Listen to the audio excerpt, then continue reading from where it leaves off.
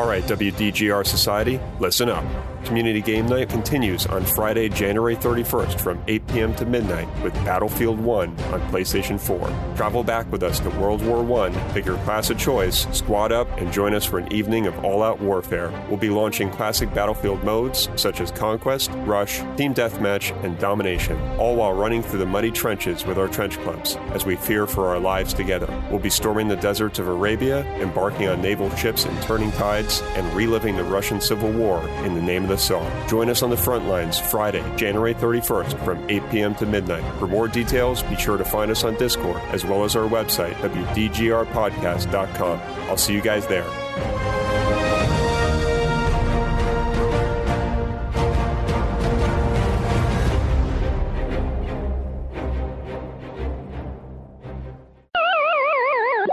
I must have checked the desk, I don't know, like fucking 18 times to make sure I didn't leave anything behind. I heard you might have left a fingernail. Oh, that I don't care about. Like a clipping. No, I definitely don't care about that. Well, now they have your DNA, so now you're fucked. I don't care. They're going to clone you. With my dirty fingernail. Will Grobbelaar 2.0. Yeah. That's going to be like a German scientist. Like, Wilhelm Grobbelaar. Stein. Dude, that would be amazing. Would it though? I mean, like Yeah. that's like a step and a half away from Hitler. Oh, yeah, I suppose you're right. You're like a really tall Hitler.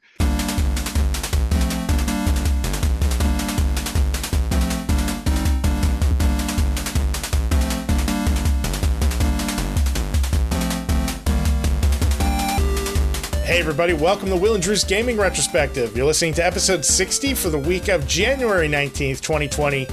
I'm your host, Drew, and tonight I am joined by two very special people. That's right, this is a very special episode. First of all, I'd like to welcome my co-host, Will, to the show. Will, how the hell are you, bud? I'm doing well, man. How are you? I'm doing great. I'm very excited about tonight's episode. We have a guest who I've been looking forward to sitting down and talking with for a while, but you know him a little bit better than me, so I'm going to kind of let you bring him in. Sure, yeah. We have Raff on the show. Welcome, Raff. Thank you. Happy to be here. Also known as Raffy Fat Fingers, who we've mentioned many times before. Yep. And now on Xbox, Grapes of Wrath. Oh, gosh, yeah. I just forgot about that.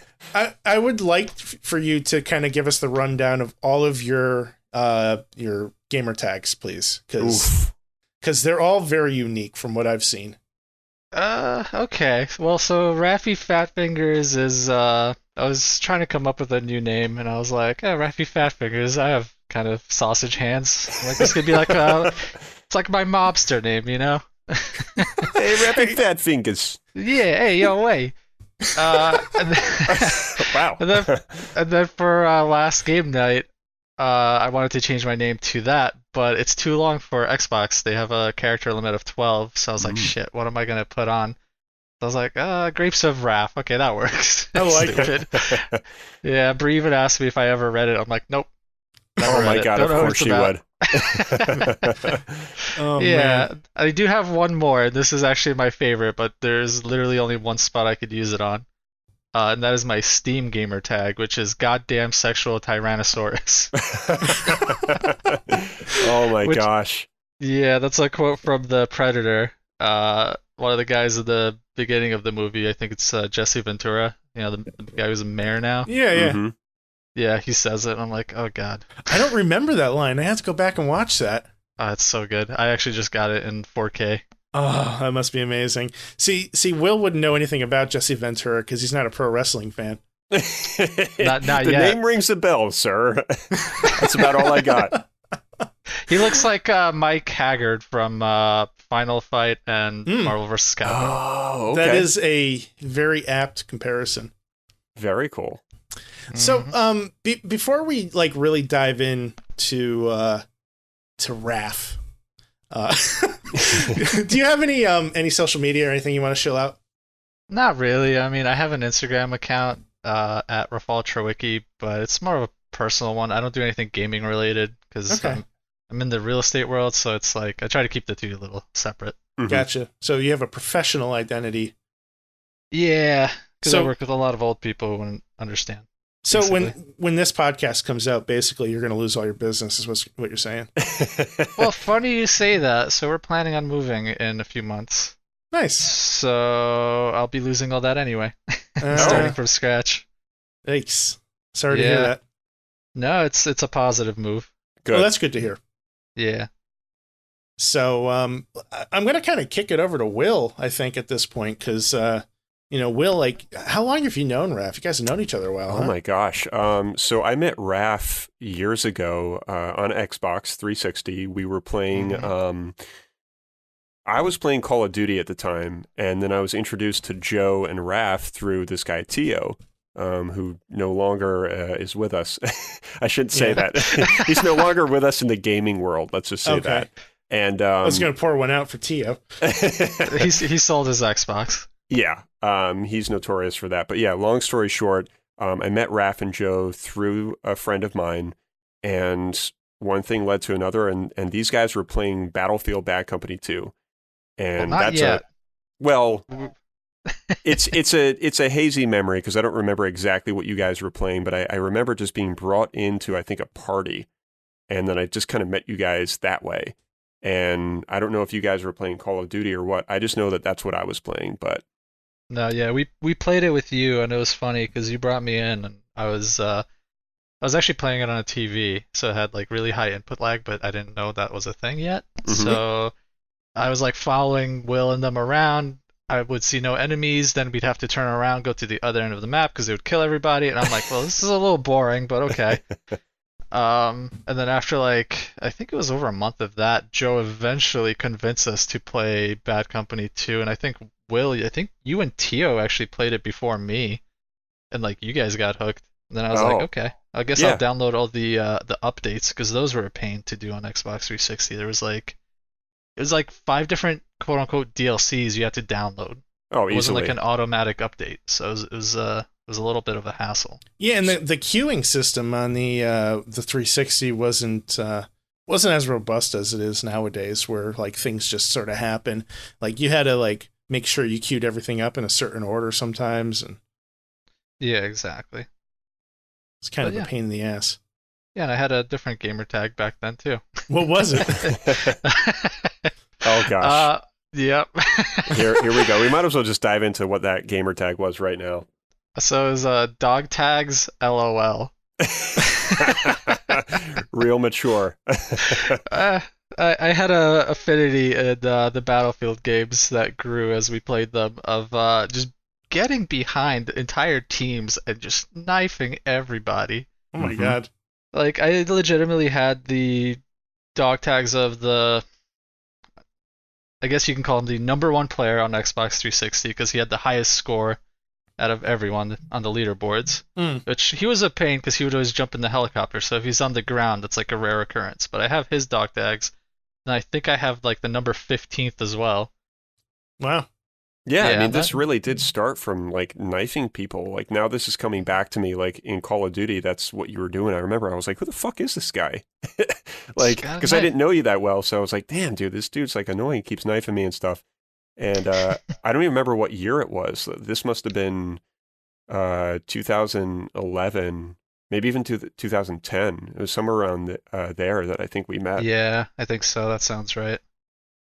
So we started with that, and then we gamed for quite some time, and just kind of built a rapport and camaraderie between all of us. And then I eventually went up to go and meet Joe and Raph, again, kind of through Tio, and we hung out, and that was a lot of fun. I don't even really remember what we did. I know we went to Port Jefferson to Tio's place because he was living there at the time. Yes. I don't know what else we did. There's a picture though.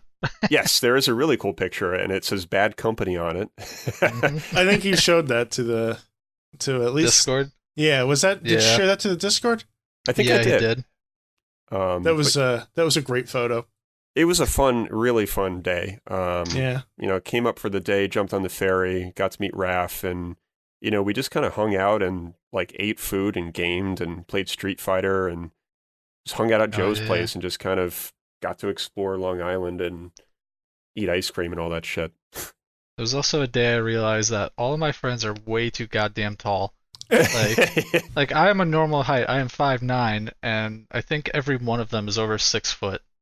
I never thought of it that way. So You I wouldn't. have to go back and try to find the photo and look for the short one. Yeah, exactly. Let's see here. I'm scrolling. Go ahead, keep continuing. I'm going to keep scrolling. Yeah, but that's how we met, and the rest is just kind of history. We gamed for so many years, and most of our gaming was spent in the worlds of Battlefield and Call of Duty and Dark Souls. Dark Souls. We did a lot of Street Fighter 4. Yeah. But before we kind of dive into that, Raph, one thing that we always like to ask our guests is, where did gaming start for you? So that's actually a little bit interesting. So I'm not from the United States. I was born in Poland. My dad was actually not in the country when I was born because Poland was communist until 1989. So he basically had to flee the country. Because back in those days, if you talk poorly about communism, you can get thrown in jail. So him and my uncle had to leave. He escaped to Greece, and from Greece they were accepting political refugees in the United States and Canada. So my dad went to Canada. We had some family here from my mom's side. And I didn't get to meet him till I was like a little bit after 5.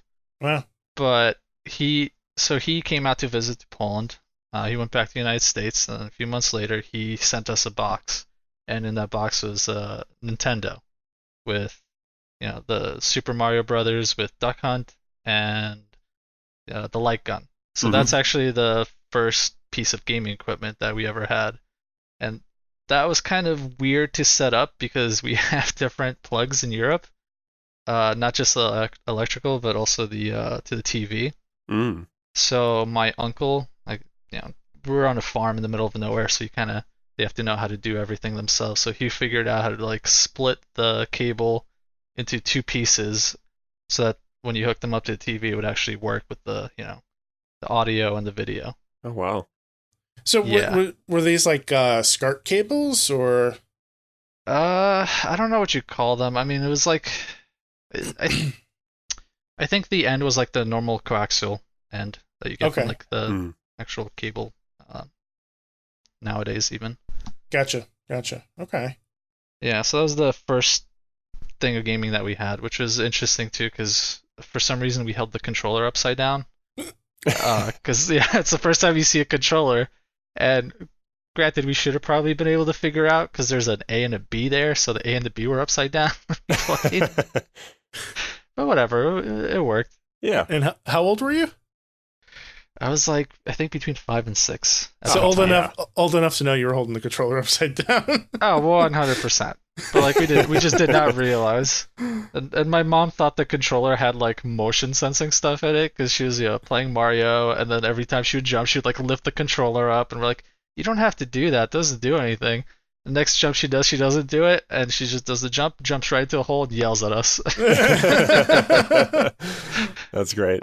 Yeah. I feel like the whole moving with the controller thing is just intrinsically 1980s parent. Very. You know, it is. And I gotta be honest, I find myself doing that from time to time too, where if I'm really into a game, I'll start especially racing games for some reason, I'll turn my whole body, oh no. You hit that gas really hard leaning into it when you're at the finish line. It's close. I guess that's not 1980s parents, that's just now. Oh god. Yeah. But other than that, one of our friends, I think it was an Atari. I'm not sure because I don't quite remember what it looks like, but it was Pong. It was one of those joystick type of controllers, I think. Mm-hmm. And it was definitely the black and white graphics with Pong. And then my cousin actually, and he lived in a city that was sort of nearby. We would go over there from time to time, and he had a Commodore 64. Ooh, nice. Which, that thing, I don't know if you guys have ever played with it, but that thing's fucking weird. It is. Drew, have you played this thing? I have not had much experience with one, but I've seen a few in the wild, and it's this hybrid of a computer / video game system, if my memory serves. It sounds like an airplane. Player. Yeah. So like it used to use cassettes, right? Yeah, so like we would go to the local store, we'd get a cassette, and the cassette, I don't know if this is like bootleg because it's Poland, or if this is how games actually like came out for that thing, but we would get a cassette and there'd be like 10 games on the thing. And you put it in and it has a play and a fast forward button and a rewind button. So to get to the game you want to play, you have to like get lucky and fast forward enough and hit play at the right time for that game to load up. Oh my gosh. Yeah, so that was a hassle a lot of the time. Yeah. They actually just came out with like a mini console for that, and there is a version that has a working keyboard. Did they really? Yeah. Actually, Pucks has been talking about it on our Discord because he's going to be overseas, and I think the one with the keyboard is only available in Europe. Like the mini with the keyboard, but like this was like one of the earliest attempts at like bridging PC gaming for like an affordable like home market. Sure. And, floppy disks, I guess, weren't quite mainstream yet, or maybe they were concerned that like kids would break them. I don't know.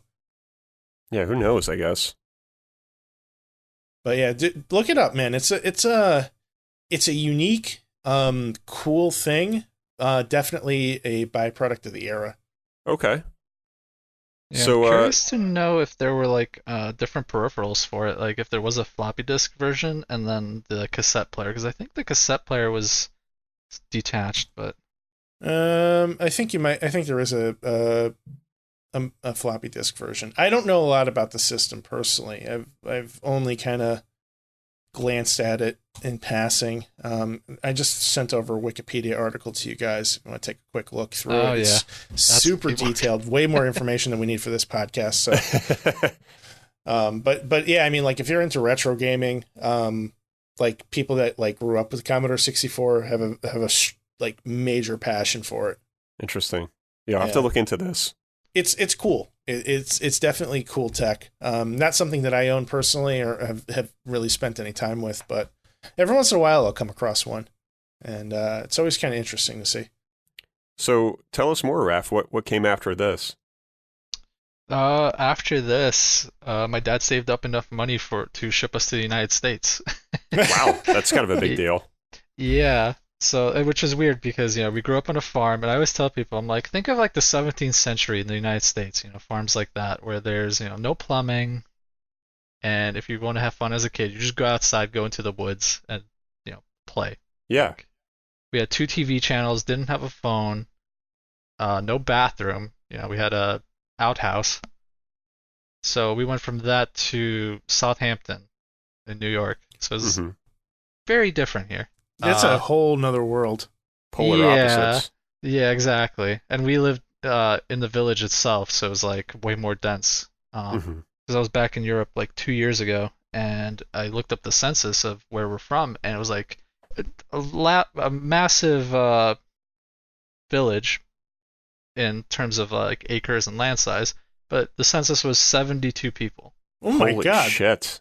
Yeah, like I think our farm alone was like over 100 acres because we owned some like woods. Wow. Yeah.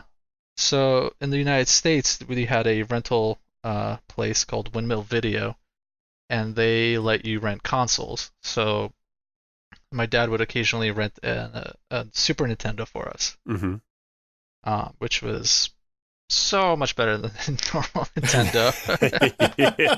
Yeah. Yeah. Like I think some of the first games we had, played on that because we didn't have them yet. Eventually, we did buy a Super Nintendo, but Breath of Fire 2 and Mortal Kombat 2 and Mortal Kombat 1 actually. Okay. Which a little gory Mortal Kombat, but they didn't really care.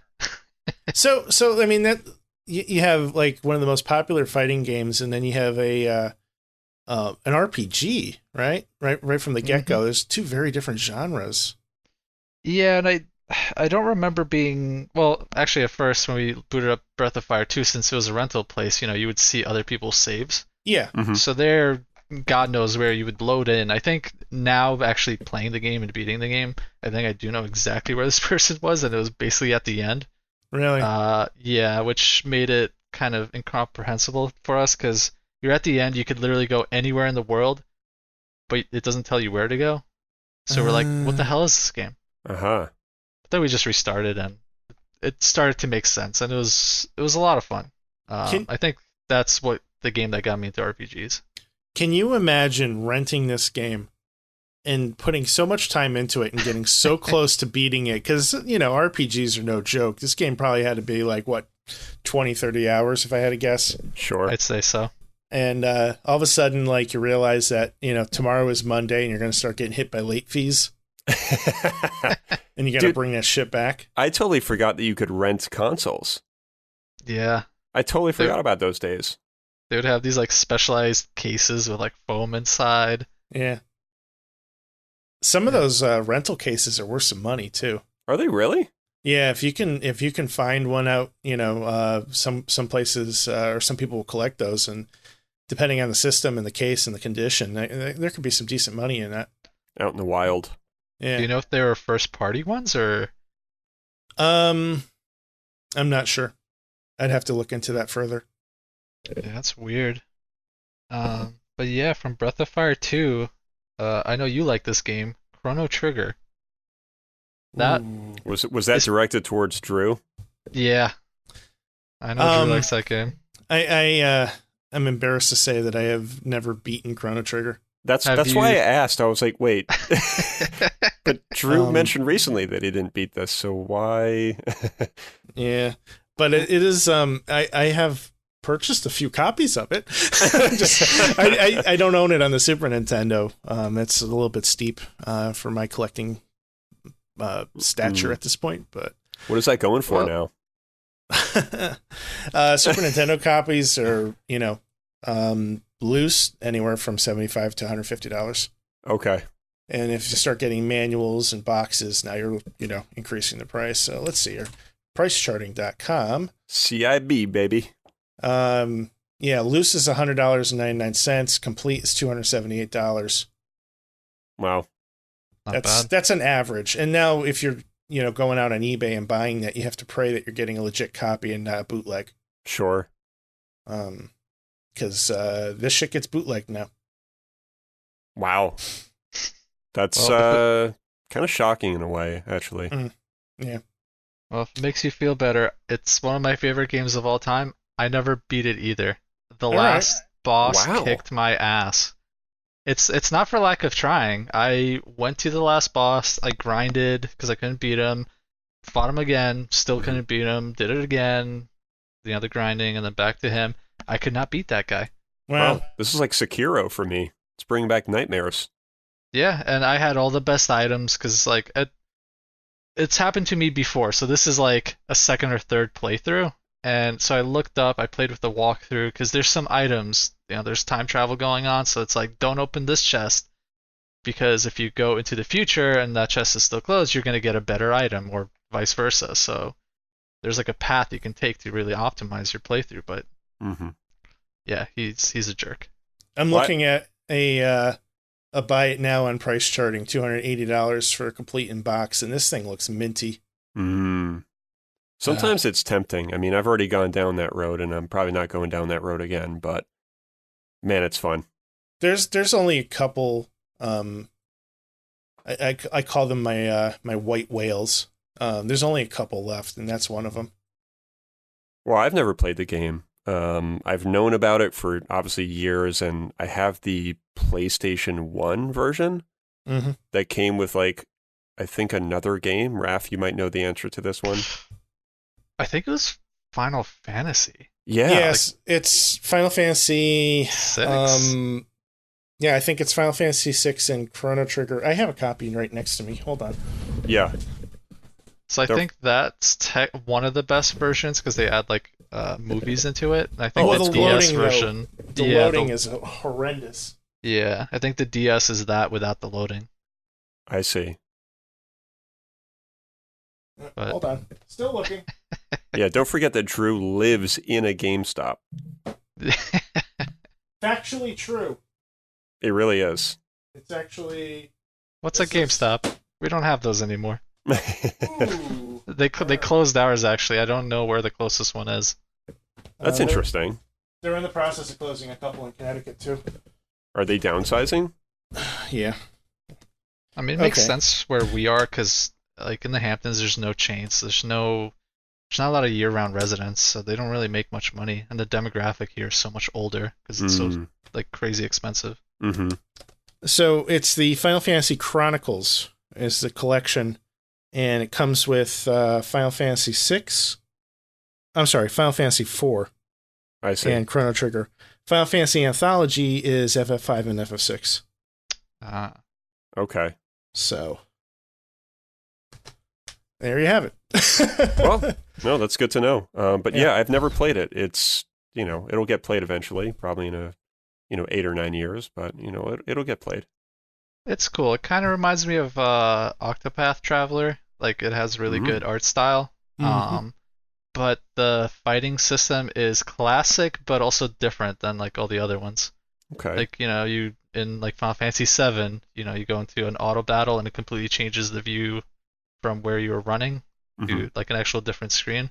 In Chrono Trigger, it's like an enemy will roll into you, your guys will split up where you are, and then you'll fight that enemy like there and then. Like there's no loading screen. Yeah, it's very seamless. That's Yeah. neat. Well, that's one of the games that's on my 12 and 12 for this year. So if it ends up making it into the final choices, we should do like a playthrough together. Yeah, Uh, absolutely. Yeah, we'll see who could beat it. I'll be in last And then you place. tell me how. Oh man. So kind of on the topic of RPGs, Final Fantasy seems to be a pretty big deal to you in general. Like how did that come about? So after the Super Nintendo, my brother bought a PlayStation, and I don't know if this was one of the first games, but this is one of the first games I remember. He got Final Fantasy VII, and that game is just incredible. The music alone is beautiful from the intro, the title screen. And then it was like it was one of the first games because it had really blocky 3D that like now looks really ugly, but back then it was like, wow, I can't believe they're doing this. Mm-hmm. And Midgar was probably like one of the best intro sequences in any game I've ever played. Amazing. So I've played that game. I've probably beaten it like 10 times. Wow. Yeah, it's definitely one of my favorites. And then after that, he got Final Fantasy Tactics, which, as you guys have seen on Discord, I have a giant tattoo of that on my back. Yeah, tell us So- more about that. So it's one of the games I played that like really stuck with me. I've played that probably more than 10 times. It has really good characters. I like to call it like kind of like the Game of Thrones of Final Fantasies because it's very different than like Final Fantasy 6, Final Fantasy 7, 8, or anything that came after that. Mm-hmm. It's a lot of like political intrigue Mm-hmm. and your character kind of being involved in it and then getting frustrated by it, kind of seeing how it's unfair, how his family's just like abusing the system, how everyone's like a traitorous bastard basically. And then it also had some secret characters, one of which was Cloud. So I was like, Really? okay, Cloud's in it. And I he has didn't his know. limit breaks. Yeah. They actually re-released Final Fantasy Tactics later as Final Fantasy Tactics War of the Lions. Yes. And you can actually get that on your phone, and it is a good version, believe it or not. I've Nice. beaten it on the phone. But they added Balthier from Final Fantasy 12. He's like the Sky Pirate guy. Mm-hmm. Super overpowered, but very fun character. And that's just a game that it's very challenging. It's your characters can die permanently, so like you can invest like 30 hours into a guy and then he's just gone. Oof. Oh Yeah, boy. It's like the But original XCOM. Yeah, but like there's some leeway in that. It's not like he dies and he's just gone forever. If you finish the battle before like 5 turns after he dies, you're okay. Or if you use a Phoenix down, you're okay. But still very hard. And that was a game you could actually save yourself into a state where you could not beat it and you have to restart. Mhm. And one of my friends actually did that. I was like, yeah, sorry. That sucks. And it's late on in the game too, because like sometimes they make you go into like 3 or 4 battles in a row, but they let you save in between. But they also do that, like you win a battle, they let you save, and then it's a cutscene afterwards. So sometimes you're not necessarily stuck. So you're kind of guessing. You have to like juggle a couple of save states. But they never tell you that. So, yeah. So I think we could agree, Raph, that Final Fantasy Tactics has an amazing soundtrack. Oh, yeah. That soundtrack is immense. It's similar to 7, but it's more, I want to say like folksy, but in a good way. Yeah. Yeah, that game has a lot of good stuff, like different art style. That's very good, although for some reason the characters don't look like they have noses. But it's like very complex too. Like you can kind of break the game by unlocking certain skills and pairing them together, or by using certain things in battle that like affect your character long term. Mm-hmm. And then there's this one secret character, Beowulf, who he has a skill called Break, which petrifies an enemy, turns them to stone. And if an enemy's turned to stone, that counts as if they're dead. Oh. And they give you a percentage chance of like your spells or your attacks hitting, and usually if it's above 80%, it's like you're good.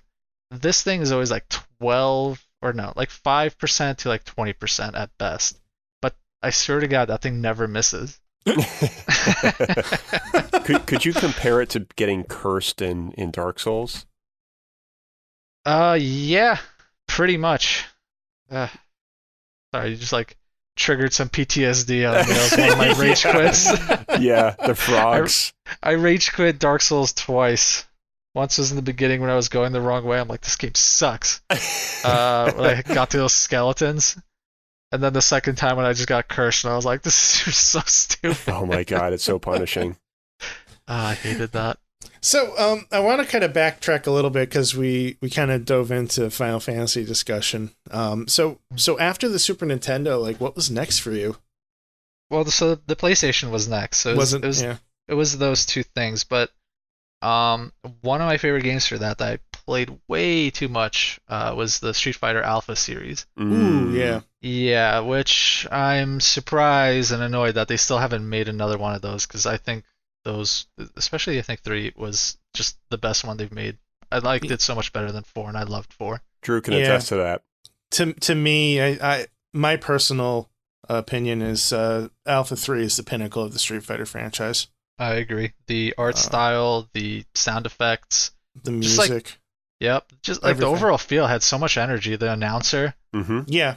And like I remember going into the arcades, and like the voice of that announcer just cuts through everything. It was so much louder and overprocessed, and it's just like oh man, it just brings back these like fond memories. Mm-hmm. I'll be hearing over in the background, I hear like Mortal Kombat fatality, play it straight. like out of nowhere, this like just obnoxious announcer dude like calling out like, oh man, and everything about that game, like it was just the right speed, it was the right balance, the characters were interesting, it was this beautiful mix of classic and new, and like even reimagined characters, and and very excellent different game. Style of characters too. Like like Guy, for example. He's wall jumping. You didn't have that in Street Fighter before. Nope. No. Like, granted, he's from another game, but still. Yeah, I mean they weren't afraid to kind of mess with the formula. Yeah, I mean they literally made Bison like 3 times the size. That's true. Who was your favorite character? It's always been Ryu. Yeah. Ryu Classic. and Evil Ryu. Although I did use Shin Akuma. He was a little overpowered. Just a little. Just a little, but I kicked my brother's ass in that. Well, then it was like, worth it, right? Exactly. He used Ken. So Well, Ryu is just so balanced, and you can just like have skilled Ryus and then terrible Ryus. Mm-hmm. Yeah, he's and very Raph much like, is definitely more skilled. I got there. I've lost it now, but at one point at 4, I definitely think I got to a decent level. Yeah, we'll get there. Yeah. So what other games did you like really enjoy on the PlayStation? So I don't know if you guys know this game. Suikoden 2. Yes. I'm familiar with it, but never played. Same. With Final Fantasy Tactics, it is my favorite game of all time. Wow. I did not know that. It's this thing is crazy. The first one is apparently pretty good, and the second one's a continuation of that story. But I played the first one after the second one, so I couldn't get into it. But it's an RPG where you're an orphan, you have a sister and a best friend, and you guys, if something happens, you have to leave your village, and then somehow you get tossed into a war between two countries. And it turns out your country is kind of shitty. So you escape, you eventually make a country of your own. This game so it's an RPG kind of like Final Fantasy 7-ish, where you have, in this game I believe it's 4 or 5 characters to choose or to control at one time, but there's a total of I think 110 that you can recruit. Not all of them are playable. Some of them are like a blacksmith for your village, but you still probably have like 60, 70 characters to choose from otherwise. And it's, again, the graphics are really cool. The music is gorgeous. It's just a really well-made game. The story is very, very good. If you guys haven't played it, which you haven't, I would definitely recommend it to anyone. When you say there's that many characters to choose from, it just made me think of Mega Man Soccer. For some reason, like, aren't there a lot of characters you can choose from in that game? There's a good amount, because it's like all the, I don't want to say the bosses. It's like the characters from the Saturday morning cartoon, like, the guy with the scissors on his head, the big guy. Yeah, it's like that game that you created, Drew, for the round table, like Scissor Man, Meat Man. The one I was ostracized for? Yeah. So how do you choose, like, out of those 60 playable characters, like are there certain ones that have like a more robust story than others? I mean, there has to be like some kind of duplication of skills at some point, right? So there's not much difference in skills. Like, their basic attack just looks a little different. Some of them might have a magic that other ones don't, but it's really you pick who you like who looks cooler. And there is a front line and a back line. So in the front line you want like melee fighters, in the back line you can have like, long range fighters. Right. But like one of the guys is a bounty hunter and he has a gun. He's the only one with a gun in the game. So I was like, okay, yeah, sign him up. You have a sword, I have a gun, I win. Wow. But yeah, it's really you just choose who you like.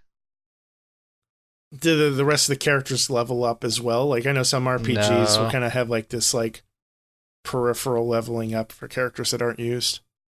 Yeah, back then they didn't have that, but I will say they kind of balance it pretty well around that. What they did instead is like you substitute one character out that's like, oh god, I'm just seeing that picture Will posted with those characters. That's way more than I thought. Yeah. I thought it'd be like the first 2 lines. Yeah.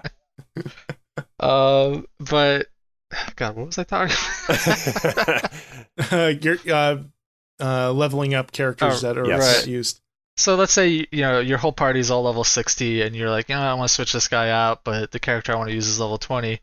You put him in one fight and he levels up to like 40 or 45, and then you put him into another, like, the catch-up mechanic is insanely quick. So it is a non-issue. All right. Yeah, I mean, like with Octopath, I'm kind of experiencing that because you're acquiring members of your party, they're coming in at level 1, and the rest of your party might already be like, well, for me it's like 17, 18, 19. I'm still fairly early in the game, so probably it takes maybe 10 fights for them to kind of get back within the same realm. That's not too bad.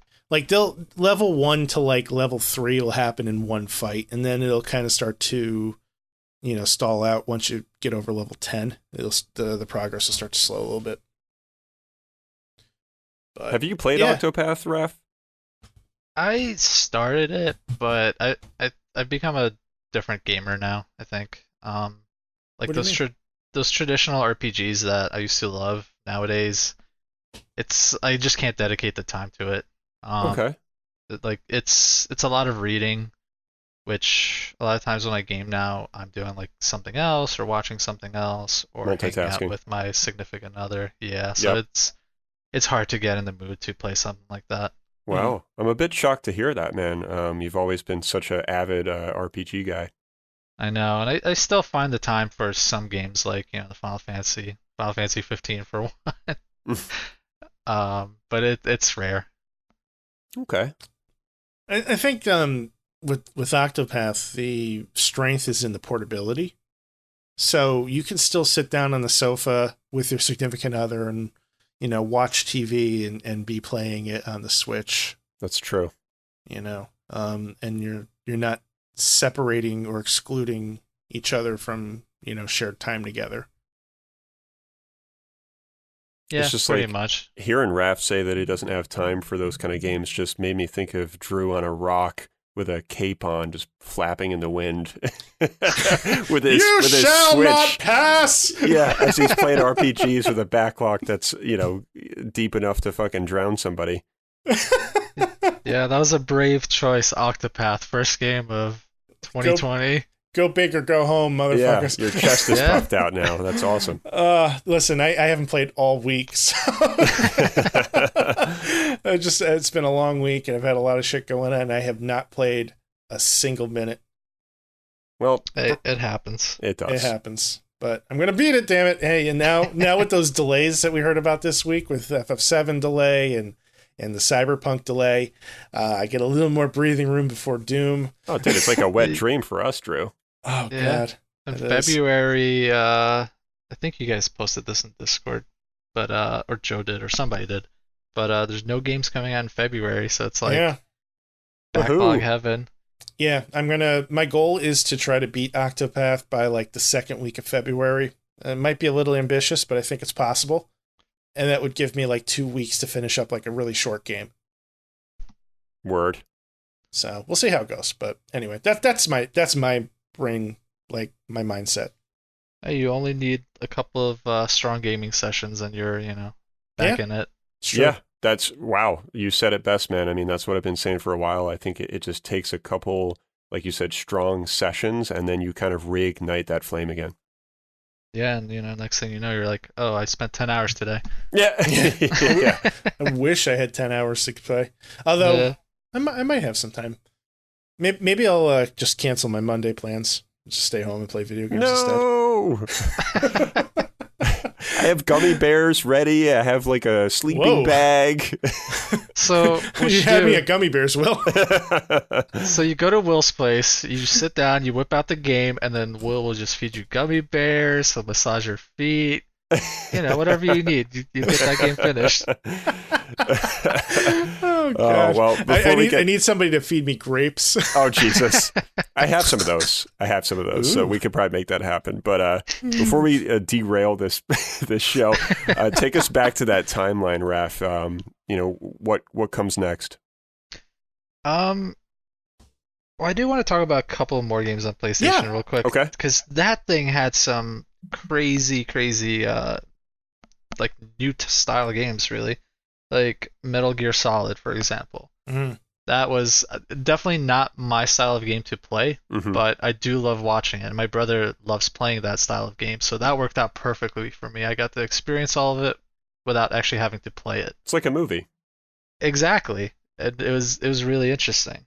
And then they had other shit like, they had Diablo on PlayStation. They had Silent Hill and then Resident Evil games. Mm-hmm. Like also all very different style of games and the horror, Mm-hmm. gothic horror for the most part. Very dark. Yeah, and then Twisted Metal, car combat. Oh. Road Rash there was like another game where you were like on a bicycle or a skateboard or like roller skates. It was a race game too. Hmm. I forget the name of that. It was like Exciting something. Oh, or- Excite Bike? No, No, not that's Excite Bike. NES. Yeah. It wasn't like 2Xtreme, was it? Yes. And it was spelled, it was number 2 with an X. Oh my God. Whoever came up with that title was just drinking far too much Mountain Dew. It's so 90s. It really is. Yeah, like I have the cover imprinted in my brain. Stand by for awesomeness, Will. Oh, I can't wait. Oh wait, that's the European cover. That's not going to work. Oh. Hold on. It's like inside of a Trapper Keeper. Oh God, it's something. Let me tell you. Here we go. 2Xtreme. No, that's not it. No. This is like a Word document. That's not what I wanted. I think it's a virus. It probably is a virus. Yep, that's the best one. Oh my gosh. It's got like the skateboarder in the top left and the snowboarder in the bottom right. Like fucking Matt Hoffman or some shit. Yeah. Oh my God. Memories, Who man. made that? Memories. I remember, you know what? Now that I'm looking at screenshots of this, I remember playing the demo for this in PlayStation Underground disc. Sure. Yep. This was definitely a demo kind of game. And I played this and I'm like, yep, this is great. This demo's so much fun. And then never even like thought about the game again. Nope. It was good. You missed out. I guess But then they got bad. They got bad after 2, I think. So. Did they? Yeah. So what was 2Xtreme 2 called? Was it 4Xtreme? I don't know. Ask Microsoft. They probably it was Extreme Series X. It's 3Xtreme. Oh, no. That's when you know they gave up. Well, at least they kept it simple. PlayStation. See, now if they were going to be the true Microsoft experience, they would do a sequel or the third game and it would just call it Extreme. Extreme 1. Oh, it's such a bad cover, man. They really gave up. They gave up, I'm telling you. No, this is like this was made when like people were still learning how to Photoshop things. Yeah. That's it, dude. They were just dragging and dropping like just random things. Dude, check it out. I could put a transparent background over this guy with the skateboard. Make that sky blue. Bluer. More clouds. And we're gonna make the ramp swoop over the logo. Holy shit.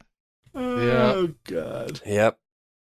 And then they had Bushido Blade. Ooh. Yeah. Love that game. Love it. Yeah, that game was cool. That game was tough, right? Oh, yeah.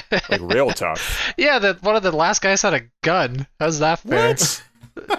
Yeah, he played Suikoden too. He's like, oh, this bounty hunter guy knows what's up. I'm just gonna use a gun to shoot these people. Yeah, he's like, fuck this game. I'm playing by my own rules. I've never lost so quickly in a game before. Have you seen Indiana Jones? It's kind of like that. Yeah, that's an apt description of it. Will, have you ever played Bushido Blade? No, I think I've seen it played, when it was out, and I just remember it being like tough as nails. I might have to bring that over. You should, because it's weird. Like, so it's a fighting game, but and you're in an arena, you could literally run away to a different map to go fight someone else. What? Yeah, I don't remember that in the first one. You could do that? Yeah. Wow. I'm pretty sure that was the first one. You could run away to like different arenas. There was a loading screen or something. Huh. And, yeah, it was wild. That's crazy. I had no idea. That is crazy. Yeah, bring that. Okay. And we'll just we're going to be documenting most of Monday Raff, so you'll probably get to see Why us. do you have to film and document everything? Dude, we need to... Every time I see you, I'm on camera. It's horrible. We have a YouTube channel, damn it. It's not going to be the whole day. It's not going to be the whole day. Fuck YouTube. Don't say that, man. I love that site. I love that site. But anyway, bring it. Yeah. So there was a couple other games that are also really good. RPGs, of course, because PlayStation had a ton of them. Mm-hmm. These 3 I think are amongst my favorites too. Legend of Dragoon. Okay. Mm-hmm. Legend of Gaia, completely unrelated game. And Wild Arms. Okay. Those are all games that are on my my must play list, and I was kind of excited when they came out with the PlayStation Classic, because that does have a copy of Wild Arms on it. It does. Despite the fact that I have underrated game. I have access to the ROMs and everything, but let's see here. Okay, Damien. Oh, and Tomb Raider. That's the last game. That was really interesting. What was it? Again, not Tomb Raider. Okay. Not my style of game at the time, so I also just watched it, but it's like watching an action movie. Yeah, it was a staple. Yeah, and also, triangular hooters. Yes, you beat me to it, my friend. There's a joke in there, but I won't say. We are a family-friendly podcast. Yeah. Okay. Cover your ears. Yeah. Well, what about those games aside from like the the raging hormones of a teenage male appealed to you? Which ones? Like Tomb Raider? Yeah. I think it was just like the story, the setting. Like it was kind of like how the Uncharted games are now. People just love watching them. It's like being in like a really good action movie. That's kind of how Tomb Raider was back then. It did have actual dialogue in it, stuff going on. It's not like you're just going through these puzzles and solving them. And it wasn't a straight up shooter either. It was a lot of platforming, a lot of puzzles, and then also shooting guys. Very much so. Right. And then it's like the first game I remember that had a real female protagonist in it. So yeah, I didn't think about it at the time, but like that is kind of interesting. Did Tomb Raider start the dual wielding kind of? That too. Dual pistols, that was awesome. Yeah. Was that the game that kind of started that, I guess, craze at the time? I can't think of anything else that had it then. Yeah, I don't think so. Was it even a craze, Drew? I mean, dual Dante wielding had it in Devil May Cry after that, so Max Payne. Yeah, I mean, like I think dual wielding in video games are kind of like, they go hand in hand at this point. Yeah. Even Halo has like dual wielding. That was like a thing. Yeah, you're right. Yeah, I did that in game night. I was like, "What the hell is this?" Yeah, I went up to a gun and it's like press Y to dual wield. I'm like, oh yeah. Oh yeah. That's a thing. That's a thing. I forgot. Yeah, nice. Very nice. Yeah, but with the PlayStation came the Nintendo 64, which I did get eventually, but it was like, wait, was Nintendo 64 with PlayStation or was that with PlayStation 2? What? The Nintendo 64, was that like the competitor? Yes. Yeah, okay. So yeah, I did get that. GameCube and PS2 were competitors. Yes. Right. So I eventually got an N64, and it was for Smash Brothers. Okay. Which, fantastic game. Played a lot of it. It was a very good multiplayer game too. Like everybody had it at the time, so you can go to anyone's house, and you would have tons of people to play with. Bring the and controller. 4 controller ports. Exactly. And you would bring your own controller if you knew that they had one of those weird Mad Catz ones. Yeah, fuck that shit, dude. I'm bringing my own. Yeah. First party, baby. Oh my god, those fucking Mad Catz controllers, man. Yeah. So other than Smash, what else on that system did you like really enjoy? So I really like the Mario Party games 1 and 2. Why do you hate your friends? That's a good point, Drew. They were so good. If you wanted to like break up with your best friend, sure. There's so much truth to that. There has never been a game of Mario Party that I've played that hasn't devolved into like the worst vile language you'd ever hear coming out of any household. Like, dude, you and me professionally, we're done.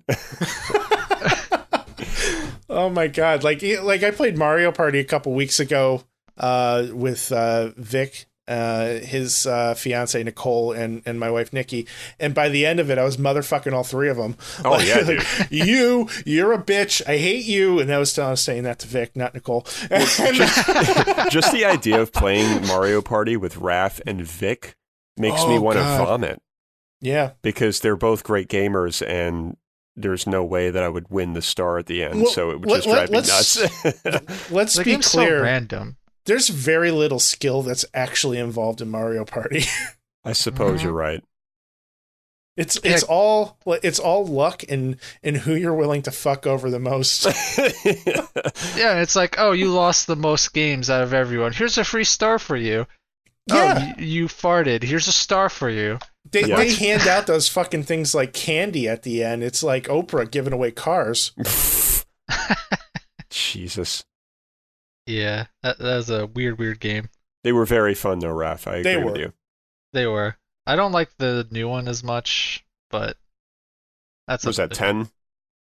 I don't even know. I lost count. Yeah. But another game we played a ton of multiplayer was Perfect Dark. Oh. Like, I never got into the James Bond ones. Mm-hmm. My friend would play the single player of those, and I would just watch. But Perfect Dark, I got, and oh my god, that game was so much fun. Yeah. It looked really good at the time, too. Yeah, and you could, do some shenanigans in that game, like, all right, you're on my team, stand over here, and I'm just going to put these remote mines on you. All right, run into everyone, I'm just going to blow you up. Now I can see where you got your Battlefield antics from. It worked so well. Oh my god, it's like, what is the craziest shit that I could possibly do? Yep. And how can I get somebody else to do it for me? That would be Raph. That is 100% Raph. Did you ever get into Perfect Dark on the 360? Not really. I think I played like one night of it and just didn't really feel it. Yeah, I mean, like, I didn't have a ton of experience with Perfect Dark on the N64, but when I got my 360, I picked up a copy of Zero, and like, it was fun. It was good, but it was just, I don't know. It wasn't what I was hoping for, and I don't think it was what anybody was hoping for. Yeah, I don't remember it being like a big hit. It was just kind of like, it just kind of missed the mark, I think. Mm. I'd like to kind of circle back to it and give it like, a more educated look. Sure. But, yeah, I don't think it was what people were hoping for. Mm. No, I think it was like more of the same, but from the N64 era, which games have moved past that since then. So it's like, what's the point of this game? Mm-hmm. Right. Which was sad because, yeah, a lot of people were really looking forward to that because Perfect Dark, it sold a crazy amount. It came with that weird little red thing you plug into your N64. Mm-hmm. Yeah. It was a great game. Like, I beat the single player too. I think most people who played that thing did. Yeah. Yeah. So never really got into GoldenEye though, huh? No, I think I got the N64 just too late in the cycle. Yeah. GoldenEye was just replaced by Perfect Dark because they're virtually the same games. Yeah. In a way, and they even have some of the same maps. It's the same developer. Yeah, it was like the successor to it, pretty much. Yeah, and I would play GoldenEye at like friends' houses, so I did dabble in it occasionally, I guess. Crazy to think that people still play that game. Like in 2020, they're still playing it. Well, I mean, it's not with those controls. Yeah. So, Raph, can you tell me how to hold an N64 controller properly? Good question. Well, the way I'm Polish, so no, but the way I would hold it is upside down. Left. Exactly. If you could see what the letter is, you're doing it wrong. I would hold the big part in the middle with the left hand, that thumb on that stick, and then the right hand around the C buttons and whatnot. Sure. Oh, man. I have like ginormous hands, so I kind of like claw the entire thing. and use, like, I'll stretch my thumb from the left side all the way to the middle to get to the analog stick. Oh my word. I can't do that. I have short sausage fingers. Yeah. I see your name is coming true. Yeah, that's a good point. Like, what was the point of the left part of the controller? The D-pad was over there, right? Yeah. Yeah. So it was really just that. Didn't it have a bumper too? There was a bumper, right? There was a bumper, yep. Yeah. I love Nintendo, but I just question, like, about 15 years of their controllers. Yeah, no big deal. Yeah. I heard there was a control scheme you could do in, I think it was like Perfect Dark and GoldenEye, where you could use two controllers and hold them both in the middle and kind of use it like you have dual stick shooter type controls. Weird. Oh my god, that sounds incredible. That is cool. I love Yeah. hearing stuff like that. I'm hoping that's true, and I'm like 80% sure it is. Well, N64 dual I remember. wield. I remember with Turok, like the first Turok, you could play with the C buttons. That's actually how the default controls were. I forgot about that game. I played so much of, I think it was Turok 2 actually, because like the guns in the multiplayer were absolutely insane. Oh, they were amazing. and And insane, disgusting. very insane. It's like a saw gun that would just like burrow into your head or something. Yeah, the cerebral bore.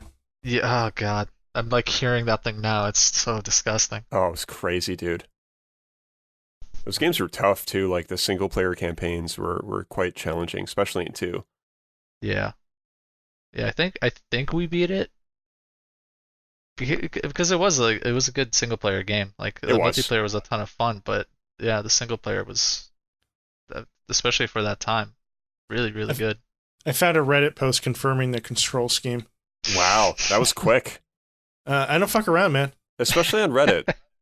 Yeah, well, I mean, it just happened to bring up Reddit as one of the top results. Maybe because I'm on it all the time, but Yeah. Honestly, when you're looking anything up, or when I do, I type in what I'm looking for and then type in Reddit, and generally get way better results. Mhm.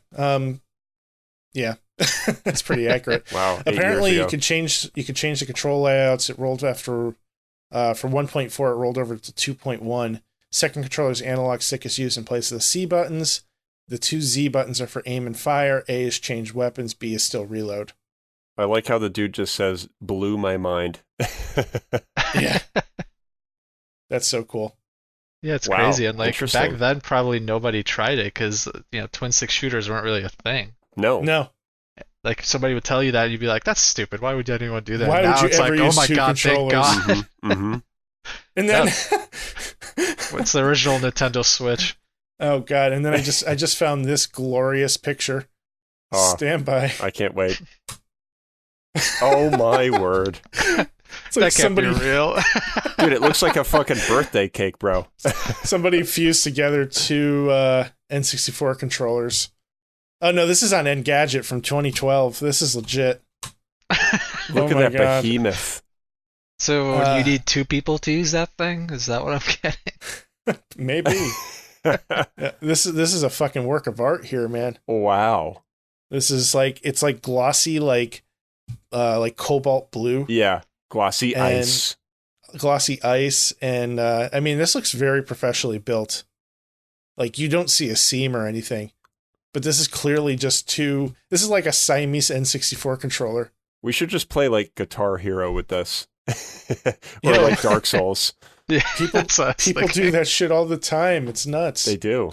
Like, yeah, man, I'm playing Smash Brothers. I'm ranked number 1 in the world using Guitar Hero guitar. Or Holy yeah, I used the Rock Band microphone to play FF7. fuck. You know what I mean? Did you guys I was watch playing the? I was playing Ikaruga with the drums the other day. Oh my gosh. Did you guys watch the Awesome Games Done Quick speedrun marathon? No. No. So they had some crazy things there, like Mike Tyson's Punch Out. It was 2 guys playing it on 1 controller, both blindfolded. Wow. Yeah, and they were like, "Yeah, we're probably gonna die a bunch, but we'll get through it." They didn't die once. They destroyed that thing in 20 minutes. Holy shit. That's insane. That's got to be like some kind of crazy record. I think it is because nobody does that. No. Like not even speedrunners. They did it specifically, I think, for this event. That's so cool. Wow. Yeah, it's nuts. So Very like they would cool. actually have to listen to audio cues and like manipulate RNG if they can, which they weren't always able to. Any other 64 games worth mentioning?